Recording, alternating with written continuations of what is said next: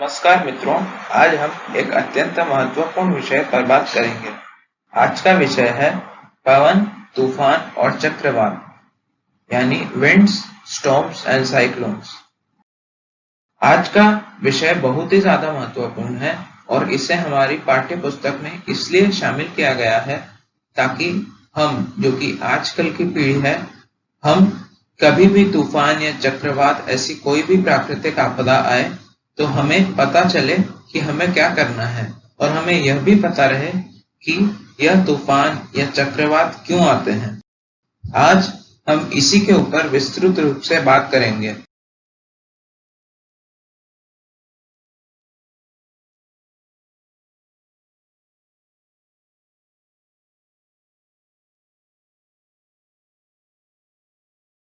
तो पाठ को शुरू करने से पहले मैं आपको कुछ जरूरी जानकारी देना चाहूंगा।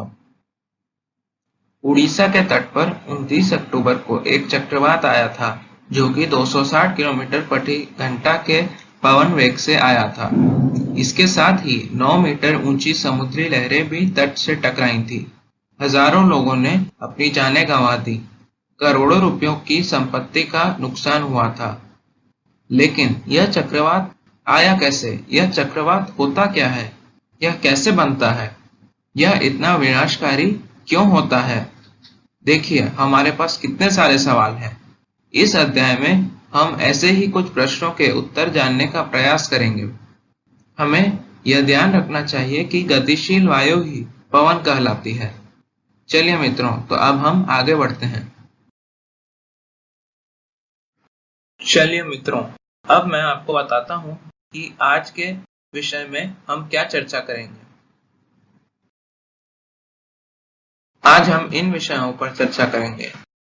वायु दाब डालती है। पवन का वेग बढ़ने पर वायु दाब घट जाता है।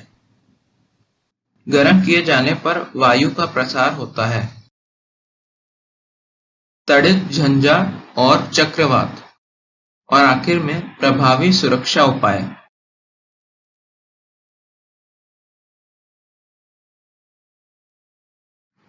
मित्रों, अब हम अपने पहले विषय के बारे में देखेंगे, जो है वायु दाब डालती है, यानी एयर एक्सर्ट्स प्रेशर। इसे हम एक क्रियाकलाप से समझने की कोशिश करेंगे। पहले तो टिन का एक डब्बा लीजिए, जिसके साथ उसका ढक्कन होना भी जरूरी है। इसमें थोड़ा पानी भरिए और पानी को गर्म कीजिए जब तक कि वह उबलने न लगे। पानी को थोड़ी देर उबलने दीजिए। फिर आप टिन के डब्बे को लौ से दूर ले जाइए और तुरंत ही उसके ढक्कन से उस टिन के डब्बे को बंद कर दीजिए। अब उस टिन के डब्बे को सावधानी से वॉश बेसिन में ले जाकर उस पर ठंडा पानी डालिए। क्या डिब्बे के आकार में कोई परिवर्तन आया? आइए, अब हम यह समझने का प्रयास करते हैं कि डब्बा विरूपित क्यों हो जाता है। जब डब्बे पर पानी डाला जाता है तो डब्बे के अंदर की कुछ भाप जल में संघनित हो जाती है, जिससे भीतर की वायु की मात्रा कम हो जाती है। परिणाम स्वरूप डब्बे के भीतर वायु का दाब डब्बे के बाहर की वायु के दाब से कम हो जाता है। दाब के इस अंतर के कारण डब्बा पिचक जाता है। हम अपने अगले विषय की ओर बढ़ेंगे। पवन का वेग बढ़ने पर वायु दाब घट जाता है। High speed winds are accompanied by reduced air pressure. इसे भी हम एक क्रियाकलाप से ही समझेंगे। किसी कागज के टुकड़े को इस तरीके से बोतल के अंदर रखिए, जैसा कि आप चित्र में देख सकते हैं। अब फूंक मारकर गेंद को बोतल के अंदर डालने की कोशिश कीजिए। अपने मित्रों को भी यह क्रियाकलाप करने को बोलें। आप पाएंगे कि इस कागज के टुकड़े को बोतल के अंदर डालने में आपको मुश्किलें आएंगी। आइए, अब हम समझने की कोशिश करते हैं कि आखिर हमारे लिए कागज के टुकड़े को अंदर डालना मुश्किल क्यों है। जब हम बोतल के मुख पर फूंक मारते हैं तो मुख के पास की वायु का वेग अपेक्षाकृत अधिक हो जाता है। इससे वहां वायु दाब घट जाता है बोतल के भीतर वायु दाब उसके मुख के निकट के दाब से अधिक होता है।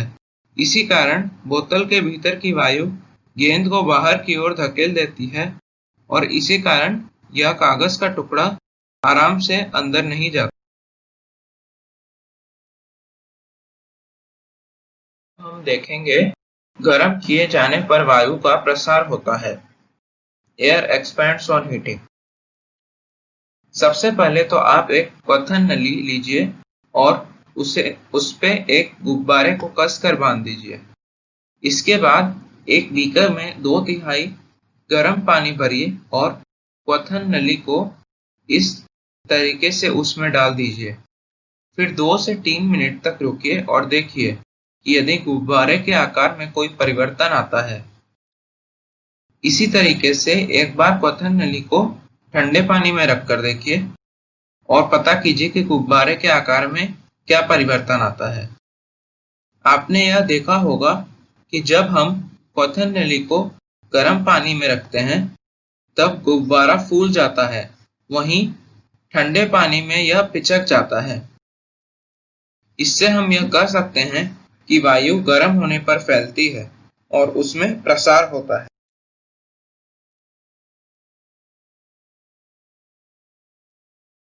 मित्रों, अब हम जानेंगे तड़ित झंझा और चक्रवातों के बारे में। Thunderstorms and cyclones. तड़ित झंझा भारत जैसे गर्म, आर्द्र और उष्ण कटिबंधीय क्षेत्रों में अक्सर विकसित होते रहते हैं। ताप में वृद्धि होने के कारण ऊपर की ओर उठती हुई पवन प्रबल हो जाती है। पवन वायु में पहले से विद्यमान जल बूंदों को अपने साथ ऊपर की ओर ले जाती है, जहां ताप कम होने के कारण वे जम जाती हैं और पुनः नीचे की ओर गिरने लगती हैं। गिरती हुई जल की बूंदें और तीव्र वेग से ऊपर उठती हुई वायु की परस्पर क्रिया से बिजली कौंधती है, जिससे ध्वनि उत्पन्न होती है। अब मैं आपको यह बताता हूँ कि तड़ित झंझा चक्रवात कैसे बन जाता है। बादल के बनने से पहले जल वायुमंडल में ऊष्मा लेकर वाष्प में परिवर्तित हो जाता है। जब जल वाष्प वर्षा की बूंदों के रूप में पुनः द्रव रूप में परिवर्तित होता है तो यह ऊष्मा वायुमंडल में निर्मुक्त हो जाती है। निर्मुक्त होने वाली ऊष्मा से आसपास की वायु गर्म हो जाती है। इस प्रकार गर्म वायु ऊपर उठती है, जिससे वायु दाब कम हो जाता है। फलस्वरूप तड़ित झंझा के केंद्र की ओर उच्च वेग से अधिक वायु गति करने लगती है। इससे चक्र की पुनरावृत्ति अनेक बार होती रहती है।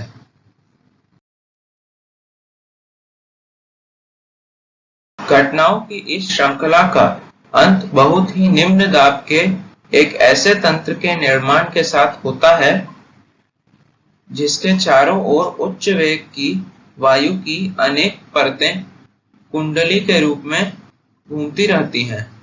मौसम की इस स्थिति को हम चक्रवात कहते हैं।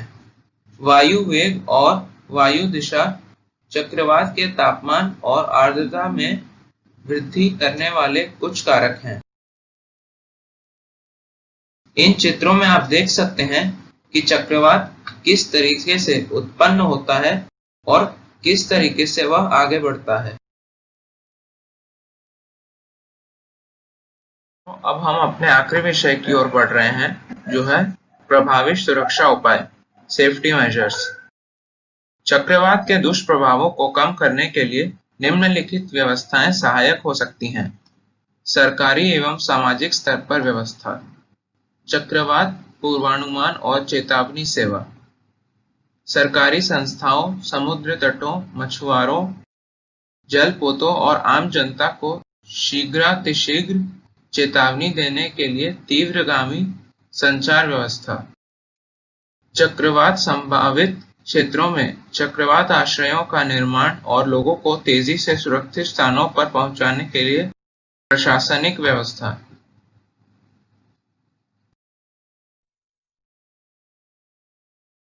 जनता द्वारा किए जाने वाले कार्य, हमें मौसम विज्ञान विभाग द्वारा दूरदर्शन, रेडियो अथवा समाचार पत्रों के माध्यम से प्रसारित की जाने वाली चेतावनियों को नजरअंदाज नहीं करना चाहिए। हमें अनिवार्य घरेलू सामान, वाहनों आदि को सुरक्षित स्थानों पर पहुंचाने के लिए आवश्यक प्रबंध कर लेने चाहिए। सभी आपातकालीन सेवाओं जैसे पुलिस, अग्निशमन दल और चिकित्सा केंद्रों के टेलीफोन नंबर की सूची हमें अपने साथ रखनी चाहिए। आपात स्थिति के लिए जल का संग्रहण करें। गीले स्विच और खंभों से टूटी बिजली के तारों को न छुएं। अपने पड़ोसियों और मित्रों को यथासंभव सहयोग और सहायता प्रदान। मित्रों, मैं अंत में आप सबका मैं धन्यवाद करना चाहूंगा कि आपने मेरा वीडियो ध्यान से देखा और सुना।